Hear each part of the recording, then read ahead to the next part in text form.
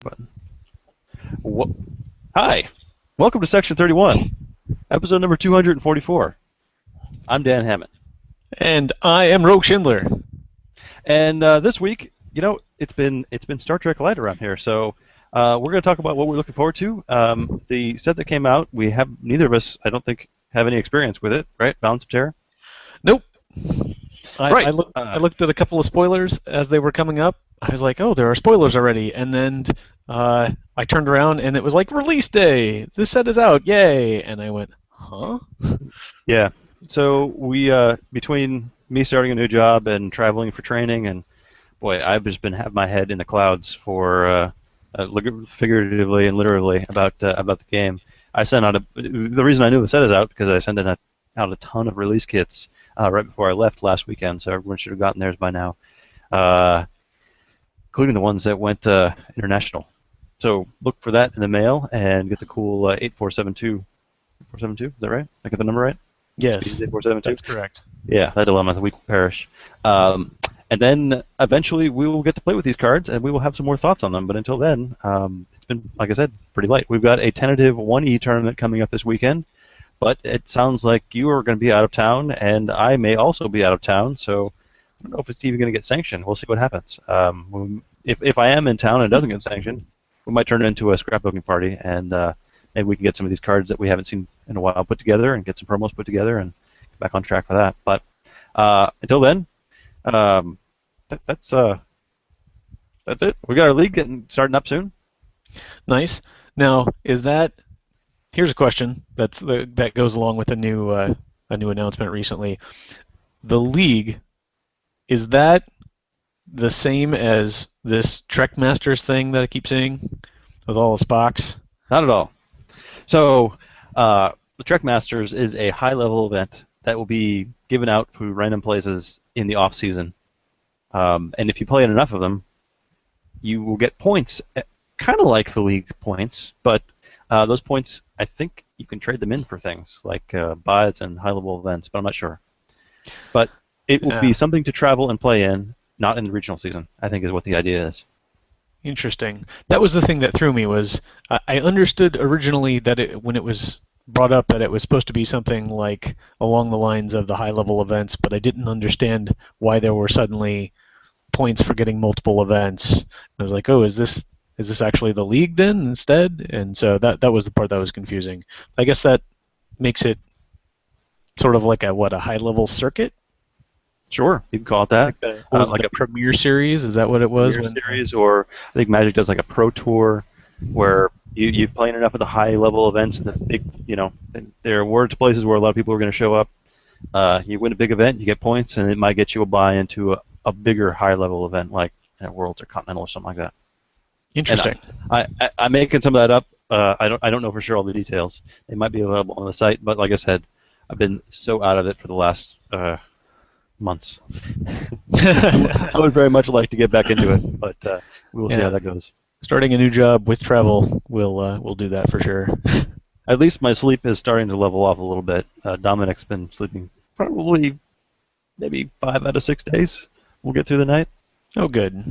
Yeah, and when you start sleeping normal hours again, you start thinking clearly, and you realize that you're missing out on a lot of Star Trek tournaments, and you need to get that back into the swing of things. Indeed. Well, I'm going to have to at least find one of these Masters events because I got to get me a one IDIC with Spock holding the dribble because that's pretty awesome. I got to say, we put a set of those together to put into the Worlds binders at Gen Con this year. So I've seen them. I put them in those binders. I've put together a set that was sent off to Germany. We've got another set that's coming up. I don't know when the next one is. I hope it's not here.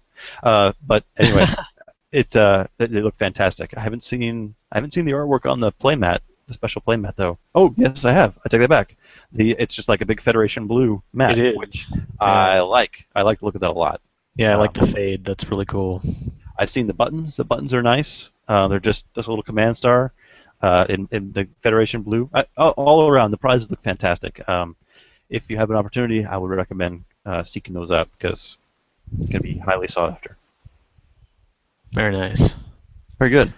There is a different game that we've been playing a bit on our Friday night gaming. You want to talk about that because it's been taking up a lot of our time. Uh, Sure, we we touched usually about. don't.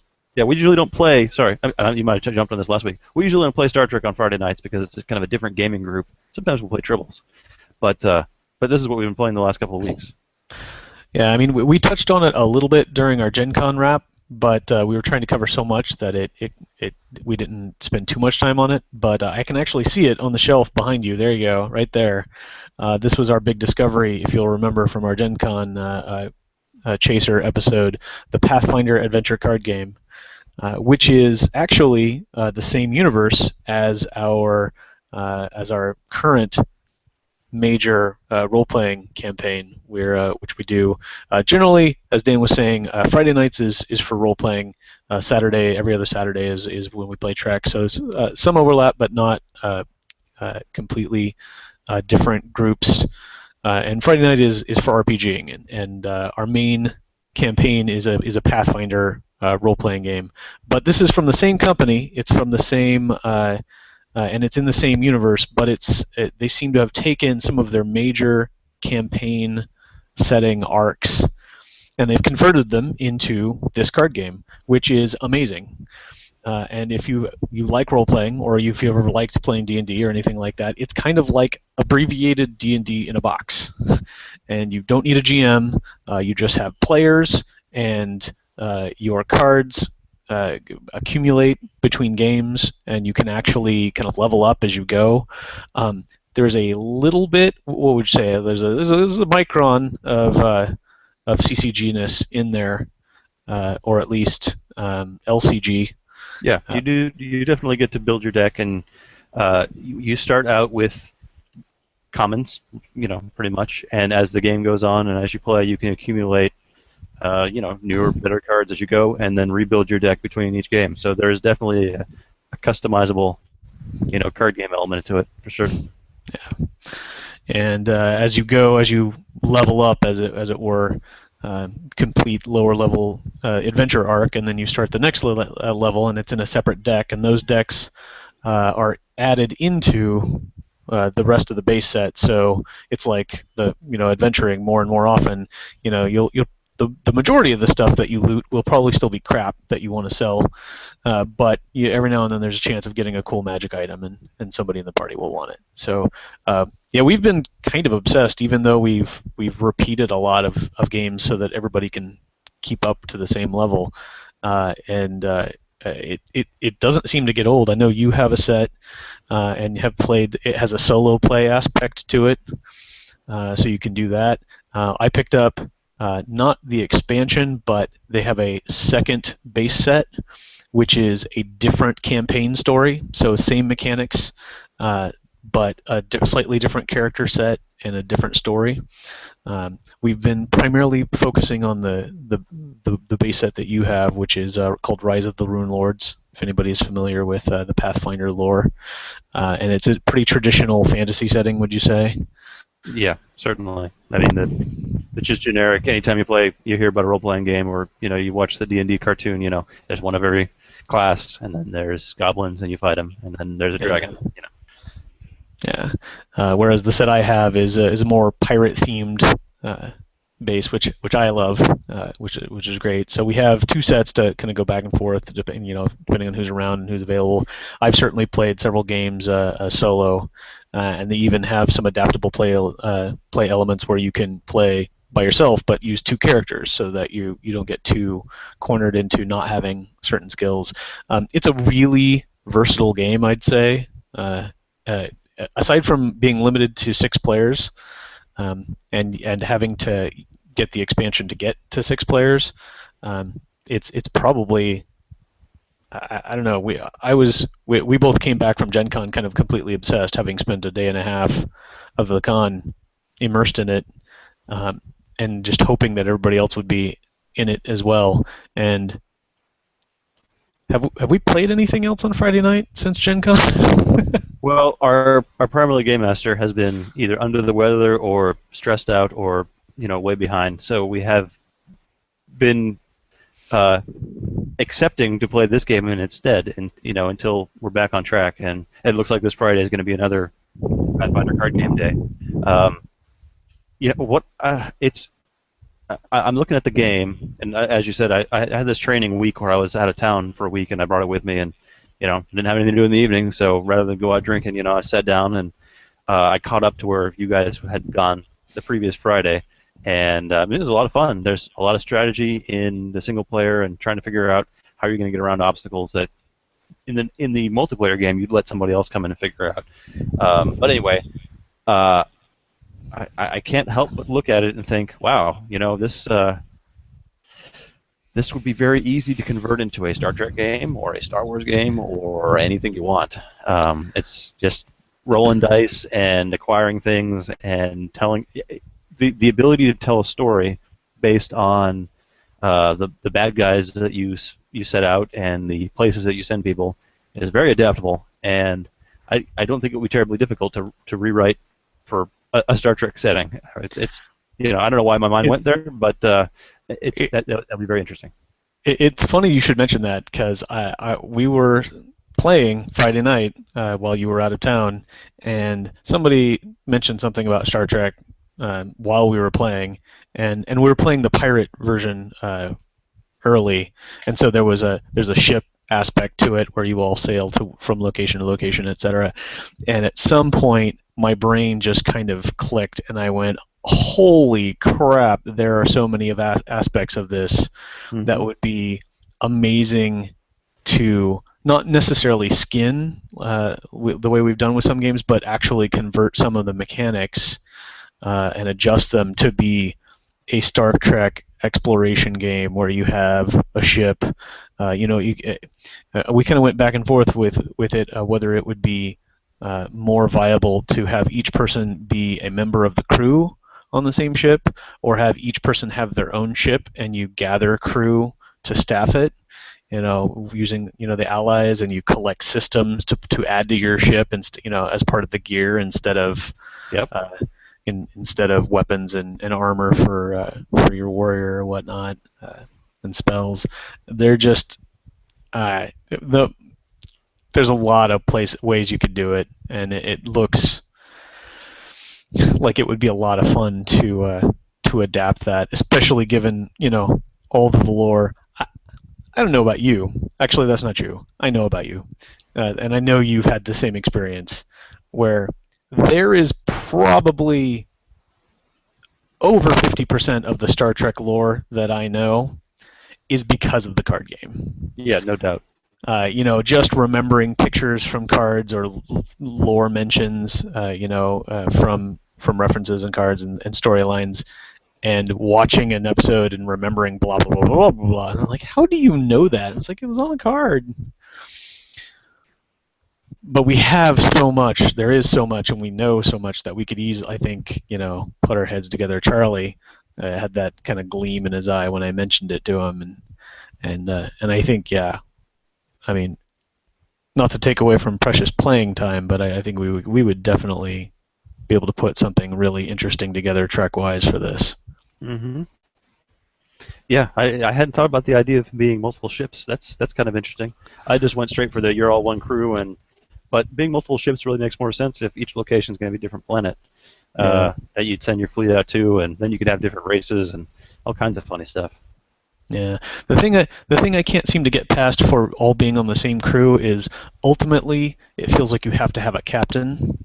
Sure. And that always seems to take things in a weird direction, where one person is in charge of a cooperative game, versus if you all had your own ships and you're all captains of your own ships, or members of your own ship, maybe you serve on your ship and you work your way up.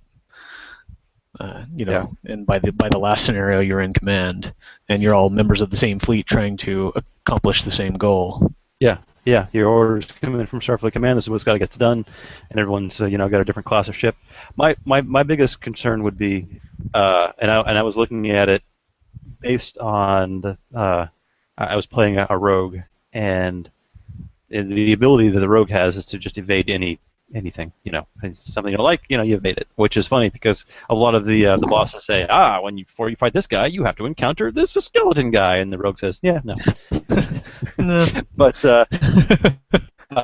just about every boss, it comes down to combat. It's a combat roll, and so it always breaks down to, can you out combat, the bad guy? You'd have to change over a lot of those to intelligence or some kind of other skill to get away from the. It all comes down to a phaser fight, right? Yeah. Well, I mean, and a lot of that. Well, I actually played one that stymied me at first. I had to go back and kind of save up my gear because the boss was a charisma check. 13 charisma check. 13 is high, but for weapons, for a combat check, you have a weapon, you have your blessing, and you have other things that might stack. But yeah, stacking up 13 for what might be an off stat in a solo game is tough, and so I think it would be really interesting, especially a Star Trek. So in Pathfinder, there are two major what they call banes, which are things you'd have to encounter and overcome, and there are monsters, which you fight generally, and barriers, which are things like you have to, locked chest or an ambush or We've already getting started stuck. calling them dilemmas. Yeah, and that's exactly it. You have an attack of Klingons or Romulans or whatever, and you fight, or you have dilemmas where you encounter plot twists from they make you make those skill chests. And I think you would probably we've played games where the villain. I don't know. There's been henchmen that are barriers, but I don't know if you've seen a villain that's a barrier. And I think a lot more of the villains, the villain, which is basically the main thing you have to do before you win a game, would be barriers or dilemmas rather than fighting. Some of them would be fighting, but Yeah. Being Star Trek, a lot of you're probably going to shift that balance of dilemmas to monsters ratio. Right, because there weren't a lot of monsters. I mean, there were a lot of monsters, but there wasn't a Right. monster of the week. Whereas, yeah, that would be interesting to see a barrier that, because the artistic part of the game is you have to explore all the locations pretty much, and have someone at all of them when you counter the bad guy, or they run away, and then you got to go find them again. Whereas that's great with a monster or a bad guy. We'd have to figure out how to do it with a, you know, Yeah, that is interesting. a It would depend on the dilemma. yeah, You know, certainly. if you were trying to